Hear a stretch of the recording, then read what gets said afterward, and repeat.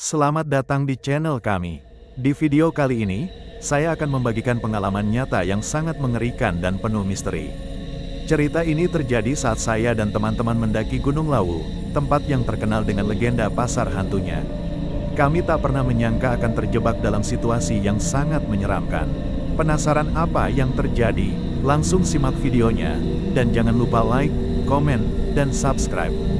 Pada suatu malam yang gelap dan penuh misteri, saya dan beberapa teman memutuskan untuk mendaki Gunung Lawu. Kami sudah mendengar banyak cerita tentang pasar hantu yang konon muncul di puncak gunung tersebut. Banyak pendaki yang mengaku pernah melihat sosok-sosok misterius dan mendengar suara-suara aneh yang tak bisa dijelaskan.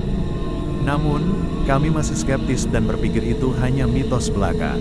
Pukul 11 malam, kami tiba di sekitar puncak gunung. Udara semakin dingin dan kabut mulai menyelimuti area sekitar. Kami memutuskan untuk beristirahat sejenak, sambil menikmati keindahan alam malam itu. Tiba-tiba, suara langkah kaki terdengar di belakang kami, meskipun kami hanya berempat dan tidak ada pendaki lain yang kami lihat di sekitar area tersebut.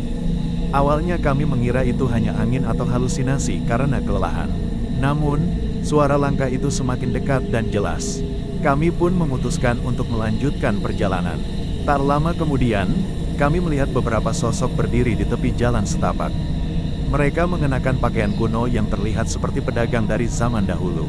Suasana semakin aneh, karena mereka hanya diam saja, tidak berbicara satu kata pun. Saat kami mencoba mendekat untuk bertanya, sosok-sosok itu tiba-tiba menghilang. Kami terkejut, dan tanpa berpikir panjang, kami melanjutkan perjalanan ke atas. Namun, yang lebih mengerikan terjadi beberapa menit kemudian. Kami merasa seperti berputar-putar. Jalan setapak yang kami lewati seakan-akan berubah arah, membawa kami kembali ke tempat yang sama. Kami mencoba untuk keluar, namun tidak bisa menemukan jalannya. Kami terjebak dalam lingkaran misterius yang seakan-akan membingungkan pikiran kami. Di tengah kebingungan itu, suara pasar yang riuh terdengar di telinga kami, suara pedagang yang menawarkan barang dagangannya, suara tawa, dan keramaian seperti pasar yang hidup di malam itu. Tak hanya itu, kami juga melihat bayangan wajah-wajah tak dikenal yang tiba-tiba muncul di depan kami, seolah mengamati setiap gerakan kami. Kami ketakutan dan berusaha untuk tetap tenang, sambil mencari jalan keluar. Namun, rasanya seperti ada sesuatu yang menghalangi kami untuk melangkah lebih jauh. Tiba-tiba, salah satu teman kami mengingatkan untuk berdoa dan memohon petunjuk. Kami pun melakukannya dengan sepenuh hati, dan saat itu juga, kabut mulai menghilang sedikit demi sedikit. Kami merasa ada kekuatan yang membimbing kami keluar dari tempat itu, dan dalam beberapa menit, kami akhirnya bisa menemukan jalur turun yang benar. Setelah keluar dari kawasan itu, kami tak pernah lagi menginjakkan kaki di Gunung Lawu setelah malam tersebut. Semua kejadian yang kami alami terasa begitu nyata, dan kami tak tahu apakah itu hanya halusinasi atau benar-benar kejadian mistis. Yang pasti, kami percaya bahwa ada sesuatu yang tak kasat mata yang menjaga Gunung Lawu, dan pasar hantu itu bukan sekadar cerita belaka. Perasaan takut dan bingung masih menghantui kami, bahkan meski kami sudah berada jauh dari puncak. Kami memutuskan untuk beristirahat sejenak di sebuah pos pendakian yang agak lebih rendah, berharap bisa menenangkan diri. Namun, ketika kami duduk berkelompok, kami mulai merasakan sesuatu yang aneh. Seperti ada yang mengawasi kami dari kejauhan. Kami saling memandang dengan penuh curiga, namun tidak ada satupun dari kami yang berani bertanya, apakah yang lainnya merasakannya juga. Waktu berjalan lambat, dan udara yang tadinya dingin kini terasa semakin mencekam. Tiba-tiba, salah satu teman saya, Rudy, yang biasanya tenang dan tak mudah panik, mulai gemetar. Dia berkata bahwa dia melihat sesuatu yang bergerak di antara pepohonan. Awalnya kami mengira itu hanya hewan liar, tapi Rudy bersikeras bahwa yang dilihatnya bukan hewan, melainkan sosok manusia yang mengenakan pakaian serupa dengan yang kami lihat di pasar hantu tadi malam. Kami pun mulai merasa tidak tenang. Kami memutuskan untuk turun lebih cepat, meskipun jalan setapak semakin gelap dan kabut tebal mulai turun lagi. Kami berusaha tidak panik, namun langkah kaki kami terasa semakin berat, seolah ada sesuatu yang mencegah kami untuk bergerak maju. Tak lama kemudian, kami merasakan suara-suara aneh kembali terdengar di sekitar kami. Suara tawa yang tidak jelas asalnya, dan bisikan-bisikan yang seolah menggoda dan memanggil nama kami satu persatu. Kami berhenti sejenak, mencoba mencari asal suara itu, tapi hanya ada keheningan yang mencekam. Apakah kalian mendengarnya? Suara-suara itu, bukan hanya dari angin kan? Tanya Rudy dengan wajah pucat. Kami semua terdiam. Semua suara yang kami dengar terdengar semakin dekat, seolah-olah ada sesuatu yang mengelilingi kami. Di tengah keheningan yang semakin berat, tiba-tiba sebuah bayangan besar melintas di depan kami, membekukan kami dalam ketakutan. Bayangan itu bergerak sangat cepat, seakan melayang di atas tanah, dan seketika lenyap di balik pohon-pohon besar. Tak satu pun dari kami yang berani bergerak. Kami akhirnya melanjutkan perjalanan turun, namun jalan yang kami tempuh semakin membingungkan. Jalan yang semula kami kenali, tiba-tiba berubah menjadi tak karuan. Kami merasa seperti berputar-putar dalam lingkaran yang tak ada ujungnya. Rasa takut semakin menguasai kami. Kami merasa terjebak di suatu tempat yang tak bisa kami jelaskan. Ketika keputusasaan mulai menyelimuti, tiba-tiba cahaya lampu dari kejauhan terlihat. Kami langsung bergegas menuju cahaya itu, berharap menemukan seseorang yang bisa membantu. Saat kami sampai, kami melihat seorang pendaki tua yang sedang duduk di samping api unggun kecil. Dia tampak tenang dan tidak terkejut melihat kami. "Ada apa, anak-anak? Kenapa terlihat cemas?" tanya pendaki tua itu dengan suara serak namun penuh kedamaian.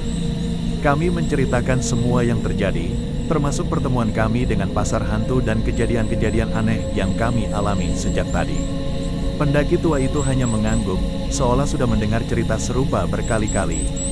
Gunung Lawu memang punya banyak cerita, anak-anak. Pasar hantu bukan hanya legenda. Ada kekuatan yang menguasai tempat ini, dan mereka yang tidak menghormatinya bisa terjebak. Tetapi jangan khawatir, jika kalian tetap tenang dan menunjukkan rasa hormat, kalian akan selamat, ujar pendaki tua itu dengan bijak. Kami bertanya lebih banyak, namun pendaki itu hanya tersenyum dan berkata, "Berdoalah dengan tulus, dan ikuti jalur yang sudah kalian kenal. Hanya dengan itu kalian bisa keluar dari tempat ini dengan aman." Kami pun akhirnya mengikuti saran pendaki tua tersebut. Setelah beberapa saat, kami bisa menemukan jalur yang benar dan akhirnya sampai di bawah dengan selamat, meskipun dengan perasaan lega dan takut yang bercampur aduk. Malam itu, kami berjanji untuk tidak kembali ke Gunung Lawu tanpa alasan yang sangat kuat. Pengalaman kami di sana akan selalu menjadi misteri yang sulit kami lupakan. Pasar hantu itu mungkin hanya bagian dari cerita rakyat, tetapi apa yang kami alami terasa sangat nyata dan kami yakin, ada sesuatu yang lebih besar yang melindungi atau mungkin juga menguji siapapun yang menjejakkan kaki di Gunung Lawu. Setelah pertemuan dengan pendaki tua itu, kami merasa sedikit lebih tenang, meskipun ketakutan masih menghantui pikiran kami. Kami melanjutkan perjalanan turun dengan hati-hati, mengikuti jalur yang kami kenali, dan berusaha untuk tetap fokus. Namun, ada perasaan aneh yang menggelayuti kami sepanjang perjalanan. Setiap langkah kami terasa lebih berat, seolah ada sesuatu yang memantau kami dari kejauhan. Akhirnya, setelah berjam-jam berjalan, kami tiba di base camp dengan selamat, meskipun tubuh kami lelah dan pikiran kami terguncang. Kami langsung mencari tempat untuk duduk dan beristirahat. Tidak ada seorang pun yang berbicara, hanya diam yang menyelimuti kami. Hanya suara desiran angin dan gemerisik daun yang terdengar di sekitar kami. Kami duduk dengan hening, merenung tentang apa yang baru saja kami alami. Kami semua tahu, apa yang terjadi malam itu bukanlah kebetulan. Kami tidak hanya terjebak di dalam kabut atau tersesat di jalur gunung. Ada sesuatu yang lebih besar, kekuatan yang tak terlihat, yang berperan dalam peristiwa tersebut. Seiring waktu, kami mulai sadar bahwa ada pelajaran berharga yang kami peroleh. Gunung Lawu bukanlah tempat yang bisa dipandang sebelah mata. Ia memiliki kisah dan kekuatan yang tak bisa dijelaskan dengan logika. Pasar hantu, dengan segala misterinya, adalah bagian dari dunia yang tak terlihat, yang hanya bisa dipahami oleh mereka yang pernah mengalaminya secara langsung. Kami pun membuat keputusan untuk tidak menceritakan pengalaman kami kepada orang lain. Kami merasa bahwa banyak orang yang tidak akan memahami dan justru menganggapnya sebagai halusinasi atau cerita fiksi. Tapi bagi kami, apa yang terjadi adalah kenyataan yang tak bisa disangkal. Sebelum kami berpisah, kami saling berjanji untuk menjaga rahasia ini dan tidak pernah kembali ke Gunung Lawu lagi. Meskipun kami ingin berbagi kisah kami tahu ada kalanya lebih baik membiarkan misteri tetap menjadi misteri. Dan, meskipun kami tak pernah kembali, setiap kali mendengar nama Gunung Lawu, perasaan tak nyaman itu kembali datang. Pasar hantu, dengan segala misterinya, tetap menghantui pikiran kami. Kami sadar bahwa Gunung Lawu memiliki kekuatan yang tak bisa kami jelaskan, dan itu adalah sesuatu yang harus dihormati, meskipun kami hanya bisa mengingatnya sebagai pengalaman yang tak akan pernah terlupakan.